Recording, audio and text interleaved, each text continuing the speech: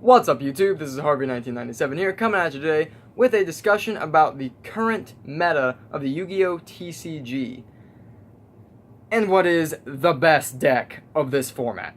So, before we get right into the discussion about what the best deck really is, I just want to say that I apologize for not pushing out content as rapidly as I used to. With college starting up again, organic chemistry has left me swamped. That's the main reason I haven't been watching Vrains lately. I'm like 8 or 9 episodes behind right now. I don't even know what's going on anymore. I plan to catch back up and do my discussions on that again, but along with that, there haven't been any great leaks that I've been feeling like talking about, and all my deck cores over here aren't quite done yet. For example, like Paleozoic I've got working on, but it's missing Demises and Toads, Lyrilush, this piece of trash DDD Lyrilush thing from so long ago. It's just dated because of the link format, and I hate to say that, but it did kill a lot of the things I planned on using. Zodiac was really the last deck I had finished per se, so without that I don't have any real deck profiles to do for you guys. I didn't even play at my locals last weekend because I don't have anything done. I'm still waiting on a few cards to be sent in through TCG Player. Once they're in, I do plan on getting in those deck profiles to you guys. For example, I'm working on Metalfoe, Draco something, whether that be Metalfoe, Draco Cosmo, Zephyra, just Metalfoe, Draco. I'm also potentially doing Paleo, ABC, Pendulum Magician. I have a lot of other, like, troll decks, if you want to call them that. Just basically things that aren't really that great, but, you know, play them for fun. A couple of them more trolly than others. But they're not done. That's why I haven't been able to profile them, because they're not done enough for me to consider it worth it to profile it. So I apologize about that. But anyway, to today's discussion. What is the best deck of the current meta? If you look at the results from the UDS that took place this weekend in Florida, it's pretty clear. Pendulum Magician, Pendulum Magician, Pendulum Magician, and Pendulum Magician in the top 8, as well as a 5th top 8 Pendulum Magician list that took first place. That's 5 of the top 8 decks. And then 1 True Draco, 1 ABC, and 1 Trickstar. Had to think about that for a minute, getting some other results in my head. So, it's pretty clear from that. Pendulum Magicians are the deck to beat. But then we look at the ARG that took place this weekend. What do you think's going to win that one? I think it was probably Pendulum Magicians. No? Was it ABC or Draco? No. Trickstars didn't get it, did they? No. So it was something that wasn't represented at all in the top 8 of the UDS? Yeah, actually, it was Paleozoic, which, again, it didn't have a single top 8 slot in the UDS, yet it got first at the ARG. What does that mean for this format? It means there is so much room for different decks to beat other different decks, so on and so forth, rather than many months of Zoo, Draco, Zoo, Draco, Zoo, 1 Trickstar? Maybe 1 Lightsworn Zoo. Aside from that, there wasn't much diversity in the past few months. I wish there was, but it was really just diversity in what your tech cards were in pure Zodiac, or Draco Zodiac, for that matter. This format is a lot different. As we just discussed, there's so much difference in the top 8 of each of those, or just like the number 1 decks. Just Paleo, Pendulum Magician, not represented Paleo, first place Paleo. Just what it really is the best deck. It's hard to say right now. Now we look over at the results from the St. Louis Regional. I apologize, I do not remember exactly what got what place that regional. I watched all the deck profiles in a random order just on Asian Persuasion's channel, so shoutouts to him for showing all those deck profiles and getting those recorded.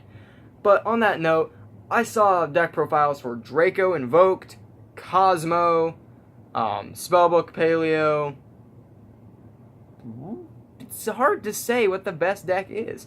Oh, also, I saw Carta Demise ABC make an appearance, which is a really neat deck, by the way. It's weird in how it plays, because, like, you'd think, well, don't ABCs just want to combo off and make Decode Talker Dragon Buster first turn?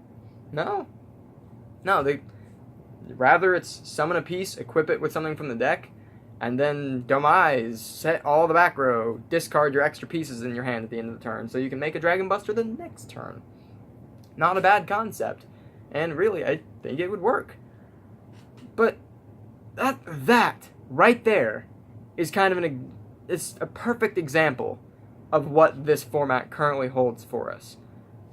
We don't know really what the best deck is, or really even if there is one, per se. I have my opinion on that, but we'll wait until the end of the video for it. So, when it comes to Magicians, there's the Avion build. You can play Pendulum Sorcerer, Lizard Draw, and Guitartle, things like that. You can play Wavering Eyes at 3, you can play it at 2, play it at 0. Yeah, I've seen people who don't play Wavering Eyes at all in the main. It's a neg 1. I don't get it, but that's me. So, there are some people playing White Wing, some who aren't, some who are playing Zark, some who aren't, some who are playing White Wing without Zark, which I found really interesting. But it just kind of gets me, like, even with that one deck, there's a lot of different ways to play it. When it comes to Draco, there's the Pure build, the Spellbook build, Invoked, Wind Witch, Spellbook, Invoked, Wind Witch, and Draco all together. There's Metal Foe Draco, which, albeit is not quite as consistent, is still really powerful nonetheless. Even more so when you add in something like Cosmo or Zephyra to the mix. You can also play just straight Cosmo Draco together. Someone did that at the UDS this weekend, and they did fairly well. I don't believe they made it to the top 8, but they did get a feature match, and they won that feature match if I'm remembering it correctly. It was very entertaining, to say the least. I'm pretty sure they won, but I remember it went into Game 3, and it was a very entertaining feature match to read about. So yeah, there is just a lot of different ways to build your decks right now.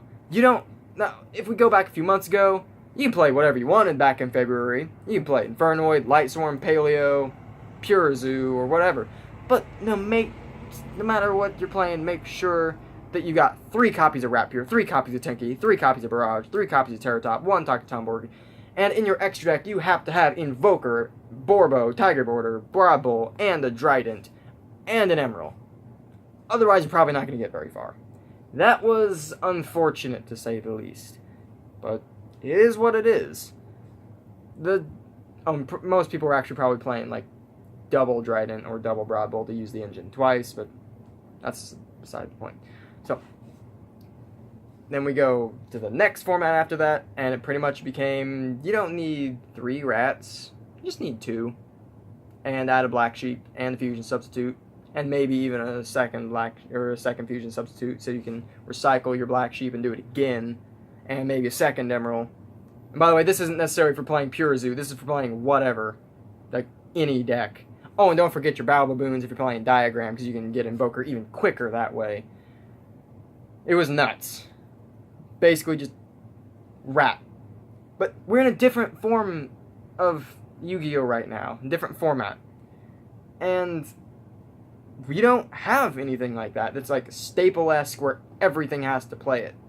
Thus, we don't have to play all the counters to it. We don't have to main deck Raigeki, Darkhold, Double Kaiju Slumber. We can't do that anymore, actually. But we don't have to do, like, Raigeki, Darkhold, Kaiju Slumber, all the Kaijus in the main, just to deal with opposing Tridents. We don't have to do that anymore.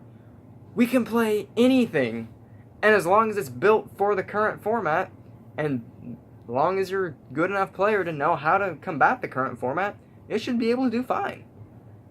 As I said, there's so many different ways to play every deck right now. Trickstar, I wouldn't say so much about that. Droll and Lockbird, Disturbance Strategy, and lots of burn cards. Other than that, just play the Trickstars and draw power.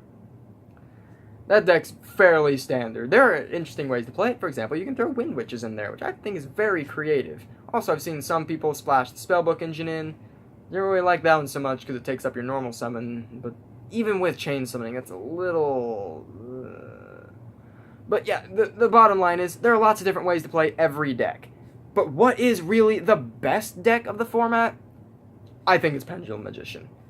Now, before you get on me for saying that, there is really only one reason I say that. It has nothing to do with the topping results or anything like that. It's really just consistency. That deck has searchers for searchers for searchers. Like, you can just, if you want a card, like, let's say you want Star Pendulum Graph. How do you get it? Well, let's activate Duelist Alliance to search Double Iris Magician. Or you can just straight search Star Pendulum Graph, or you could search like Double Iris, and after you pop it with Wavering Eyes, you can search your Star Pendulum Graph off of that. And then you can like search another Double Iris off of your Astrograph Sorcerer that you search with Wavering Eyes to help complete your scale. Then you play your Star Pendulum Graph that you searched, and get another thing after something else gets popped. Wombo, wombo, wombo. Consistency out the wazoo. Just incredibly consistent deck. Also, Time Pendulum Graph is godly, especially if you can do that that swift Time Pendulum Graph, target a scale, chain Wavering Eyes to get a search, pop a card, send the card without targeting, and if Purple Poison or Double Iris or Black Fang were in your scales, you get to pop or float after that. It's incredible. But nonetheless, the reason I think it is the best deck is sheer consistency. Also, neat little things like Beals being able to, make Draco irrelevant. But yeah, that is my opinion, sheerly my opinion, for this format. You guys, tell me what you think the best deck for this format is, or even if there is a best deck. It's kind of up in the air. Again, I think it's Pendulum Magician just because consistency is really what matters. Zodiac has taught us that time and time again. But yeah, you guys tell me in the comment section below what you think about the current format and the best deck for this format. As always, make sure to hit that subscribe button and the like button. You get the drill. I'll catch you in my next video.